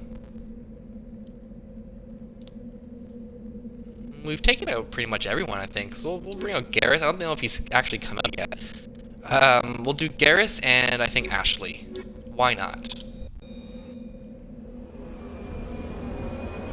Get a good mix. I like mixing it up every episode. Even though we had a very Rex heavy episode last time. Alright, so we've got a straight shot here to our engineering outpost. We've got debris, anomaly, and the outpost here, and there's actually a metal to survey right here. Even though we don't need to survey the metals anymore, you can still get experience points. And if you look, our squad here, we're level 26, so we do have more skill points to get if we so desire it. However, though, we actually have some skill points of Ashley's to spend here, and we're going to boost up, I think, Carnage, and move on. So yeah, I think level 30 is the level cap with the legacy, with the legendary level scaling in Legendary Edition. How many times are you going to say Legendary? But I do believe there is a bug with the Legendary Edition. I don't know if it was ever patched, but it prevents you from actually getting to level 30. It's either that or it's the other way around where you can't get to level 60. I think it's level 30 you can't get to. It's because of the way they count experience points or something like that. So you cap out at level 29 or something. I'm not entirely sure. Little rusty on details there. Either way, we're at a point. This is all to say, we're at a point where, oh wow, every bit of experience points kind of counts. You don't want to, well, you can miss some. Oof. Oh, poor Mako. Yeah, you don't really want to miss too many experience points at this point in the game, because you won't get to your max level. And you actually can, despite what people will tell you and the internet will tell you about not getting to max level in one playthrough of Mass Effect, you absolutely can get to level 60 on an Insanity playthrough in one shot.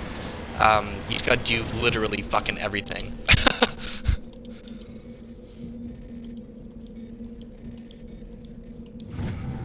Actually, I don't know if you can do it in the Legendary Edition without the Pinnacle Station DLC, because there is a second DLC to Mass Effect 1 that actually isn't in the Legendary Edition because the source code was lost.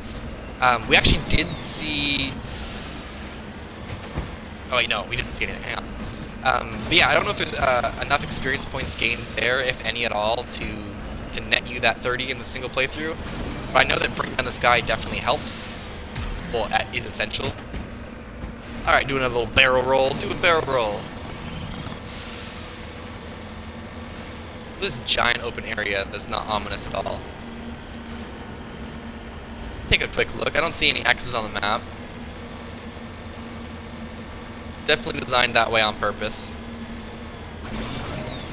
No X's means no threshers. I'm almost convinced. I think we saw the last one, the last episode. I think that was the final thresher. I think we did it.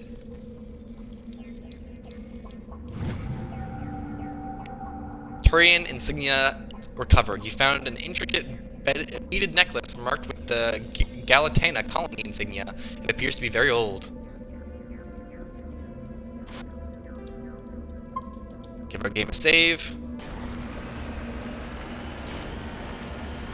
And that should leave us with the engineering outpost. Ooh, the big ominous moon. There's the outpost down there in the valley.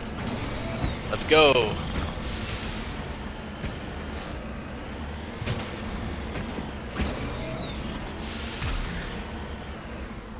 And another barrel roll. We're just really putting the go through his paces here today.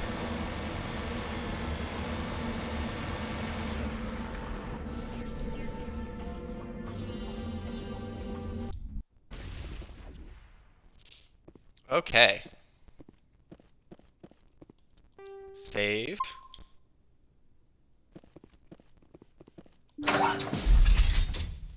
Hello again, Commander Shepard. I owe you a debt of gratitude. With my former partners dead, this syndicate is now mine. I could not have done it without you. Well, just like we assumed, she was playing us here to get what she wanted. Her former associate's now dead. She, of course, controls the ring. Now, you can actually handle this in a couple different ways. There's a few alternative solutions to this. So you can say, I'm not done yet, my pleasure, or you were right. Let's see here. I'm not done yet. I killed them because they deserved it. Now I'm placing you under arrest. Surely you don't think that necessary. Under my leadership, this organization will restrict itself to gambling and smuggling illegal technologies. These crimes are hardly worth your time. If you press the issue, my assistants are very well equipped to deal with you. So this is one of those fun situations where, because we actually are late game, and we saved this quest for late game, we have a lot of Renegade and Paragon, we have a lot of Paragon points, and we have a lot of Charm and Intimidate points in our actual squad screen, so we have access to the Paragon option and the Renegade option. Usually we only have access to one of them. So we can press the matter further. You're under arrest. You can agree with her, then we're fine. You can say you better stay clean. You can tell her to walk away, or you can be aggressive and disband the group. Considering that she literally used us, she used a Spectre for her own criminal dealings, I like to take the Renegade option with her just because it's a little more assertive. And we always go Paragon. We always deal with Paragon everything. But this, Helena Blake actually used us here. I'm giving you one chance to live through this. Shut this gang down. I cannot believe you place such a high priority on stopping such petty, victimless crimes. If I disband the gang, I walk away freely. I have not come so far to be arrested. I would die before going to prison. I would most certainly kill before going to prison. Now, do we have a deal? Again, you don't have to agree with her. You can say no because you don't agree with the terms, or you can. You are your own authority as a Spectre. Remember, Shepard kind of plays fast and loose with the law. So if these terms are good for you, which we're gonna say for now, we're gonna keep an eye on Helena Blake. You're free to go. I don't ever want to see this gang again. If I do... You won't. I'm not so foolish as to break my word to a Spectre.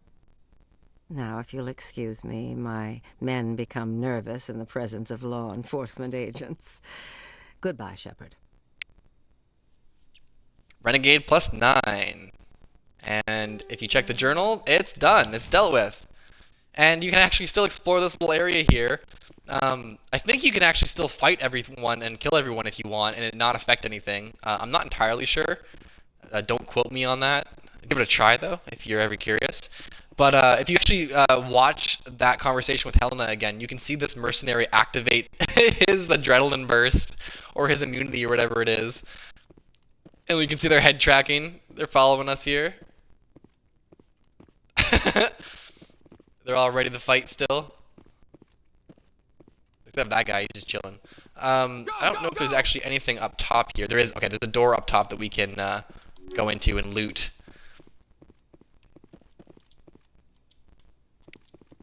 We got a Krogan mercenary here. See, one of the fun things about this quest is that you don't always get to walk up close and personal to the the enemies, like, they're not always just calm, and this is one of the points where you get to, like, appreciate their armor, take a look at them if you want, open up photo mode, take a couple pictures.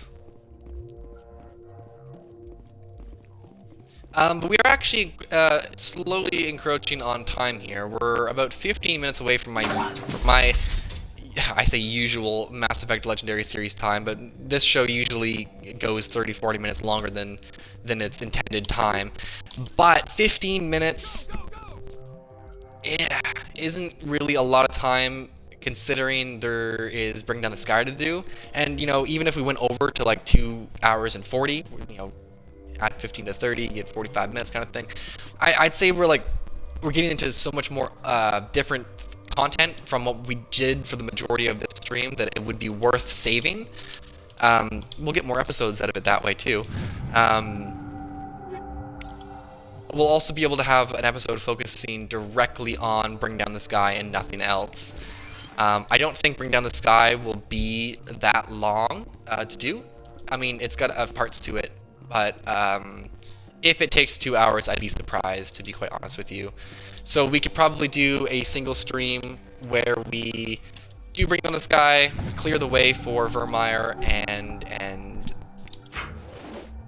of make it a little quick one, leading us into the next few story beats here. So we've looted what we needed to here.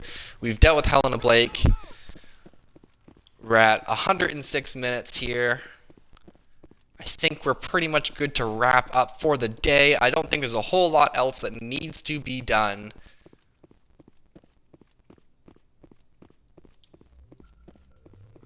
Exit building.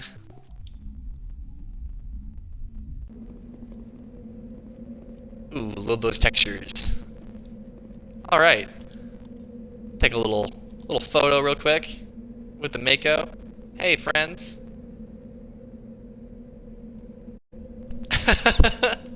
Pose with the Mako. Alright.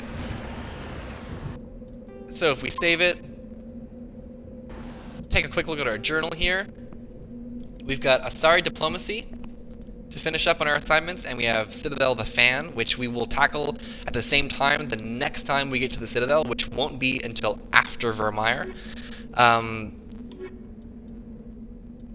We of course don't actually have the quest in our quest log for Bring Down the Sky. I keep mentioning it, however it's only currently on the galaxy map. So if we go to the galaxy map here real quick before we wrap up, I'll show you. So the DLC was just added to this game and it gets plopped in right here, Asteroid X57, which you've probably seen the entirety of the stream. It's been there since we've got the galaxy map. So if we fly over here, we've got Asgard, where X57 is, and we've got Utopia, which we're actually going to go... We can go to today. We've got some time to kill. We'll go to Utopia right now. Get into the proper system for Bring Down the Sky before actually starting. But yeah, so you don't actually... Before I read these planet names, you don't actually have the journal entry for Bring Down the Sky until you start it. So that's why I've been calling it Bring Down the Sky, even though there's been no actual writing on our assignment screen here. But anyway, so Vermeer is our very next story beat, as I've continuously mentioned throughout these episodes, and I think we even got the announcement or the notification for Vermeer in between the story beats Pharos and Vermeer. So it's been quite a decent amount of time since we've had this in our quest log. That we just haven't really gone to it. So with that in mind, Vermeer is a quest that you can do at any point once you get it. So you activate it or you acquire it after doing either Pharos or Vermeer first. And then you can either do it right away or do what we did and do one of the other main story beats and your side quests. I prefer it this way, though there is a lot of interesting variation that happens if you play it first. That's one thing about Mass Effect that I absolutely love and I think is really, really cool and special, is that playing it out of order changes the sequential events of things, or dialogue of things, or how certain characters are acting or responding. And I'll go into that more when we hit Mass Effect 2 and when those variances actually start to play out. I'll start talking more about if Mass Effect 1 did this or we did this then XYZ would have happened. I won't say too much because I don't want to spoil too much, but a lot of bigger moments or even smaller moments that have interesting tidbits, I'll probably try to fill you in, because I've definitely seen a lot of the variances in the game so far. So I'll read these planets here in the Utopia system, and that'll wrap us up for the day, so we don't have to read it tomorrow, or not tomorrow, next stream. Alright, so we got Zion here. Zion is a hydrogen-helium gas giant even larger than Jupiter. Despite its deep gravity well and lethal radiation, it supports a small helium-3 mining industry. The reason is simple. As the only gas giant in the Utopia system, it is the only local source of fuel for Eden Prime's power stations and spaceports. Zion has 112 satellites, ranging from captured asteroids to the moon of Asphodel, which is large enough to retain a thick atmosphere. That's right, I said Asphodel for all of you soapbox watchers and are watching the Hades playthrough. But yeah, so I mentioned Eden Prime there, so this is actually the system with Eden Prime in it, and you don't actually have access to the system in the base game of Mass Effect. It came with, actually, correction, this would have been here. The system adjacent to it over here wasn't available.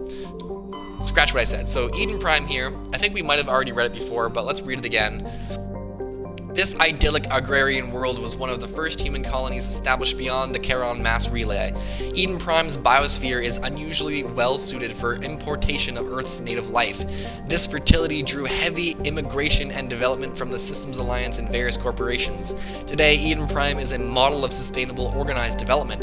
The population is housed space-efficient acrologies that tower over thousands of kilometers of green fields and orchards. So if you do remember, Eden Prime was the first planet we landed on where we saw Nihilus get assassinated by Saren,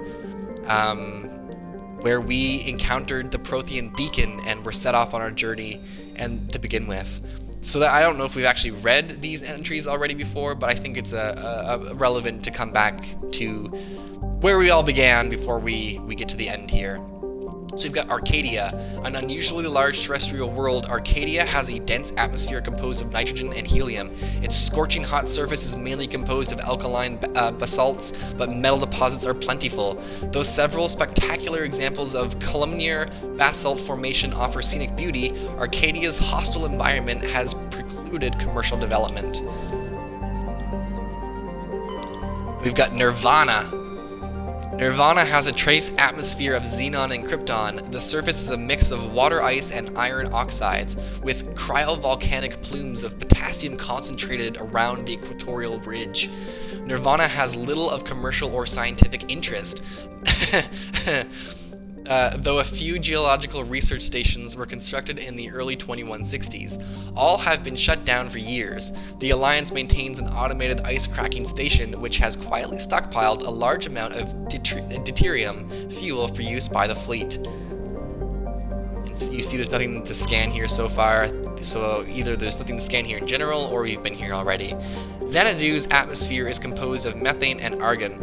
Its frozen surface is mainly composed of potassium with deposits of calcium. Its location in the deep cold of the outer system and its lack of any valuable resources leave little to recommend it. And on that note, we will be ending this episode of our Mass Effect Legendary series. That is episode 12. So episode 13 will primarily focus on Bring Down the Sky. And I think we'll probably end that episode with the end of Bring Down the Sky, so we can jump right into Virmire, fresh for episode 14, and probably end that episode with the end of Virmire, and so on and so forth. We are getting close to the end, folks. I think that probably honestly leaves us with maybe, counting this next episode with Bring Down the Sky and Virmire, 4 episodes. I doubt we'll have to make 5 because that last episode will probably be an extended one, but we probably are 4 episodes away from wrapping up the entirety of Mass Effect 1 and moving on to Mass Effect 2, where things get substantially more interesting. Alright folks, well I hope you're well. That's it for me. See you next time.